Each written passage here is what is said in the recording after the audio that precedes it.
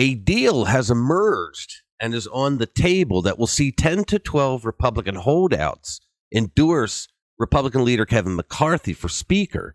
This, according to a source verified by Fox News Digital. Now, this doesn't mean that he's guaranteed the votes, but it's the first sign that we could reach the end of this standoff. Let's get into it.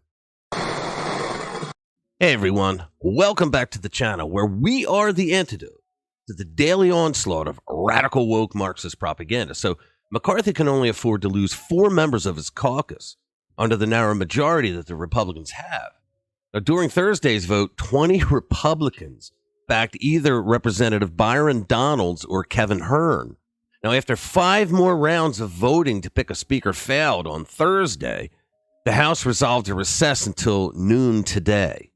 Before we expect anything to happen today, Representative Ralph Norman of South Carolina told reporters that Thursday night that negotiations on the arrangement formed by McCarthy's friends and adversaries are in the round 1, and he expects the talks to last into the weekend, saying, quote, "We still have a ways to go."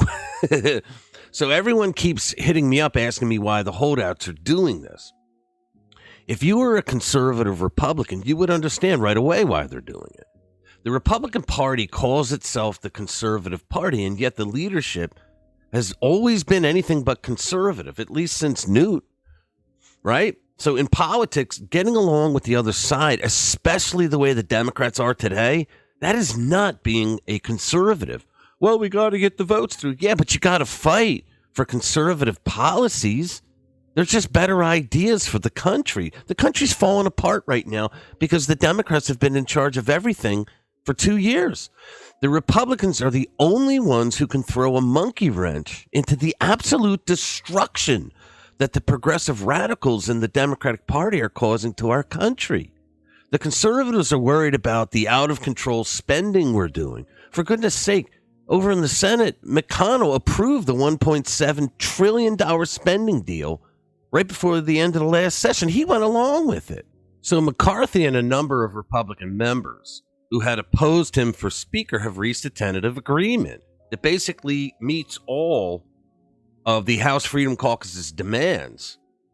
And it might get McCarthy to 218 that he needs in the very near future, as a matter of fact. Now, I don't say this lightly. I think the House Freedom Caucus and maybe a couple of senators on the other side, Cruz and Lee and a couple others, that they're the only ones in the entire damn Congress who give a damn about our country.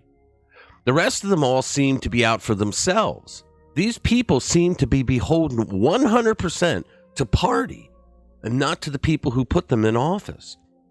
And despite the lies and the garbage and the accusations and the threats and the name calling coming from the left and misinformation, fake news media people, and like Republicans like Dan Crenshaw, who's calling them terrorists, the Freedom Caucus House members are the only ones that I see who still believe in a constitutional system and still believe in America, because the rest of them are just letting the country go to crap. I mean, someone has to stand up and say enough is enough. We have to stop the hemorrhaging of the Democrats on our country before we don't have a country anymore. From some insiders, they're saying that some Republican members are scheduled to be absent on Friday, today, so the agreement may not be formalized until early next week. How do you like that? I think in the end, McCarthy will be elected Speaker. And I think that the conservative holdouts and what they're doing right now will make him a better Speaker in the end.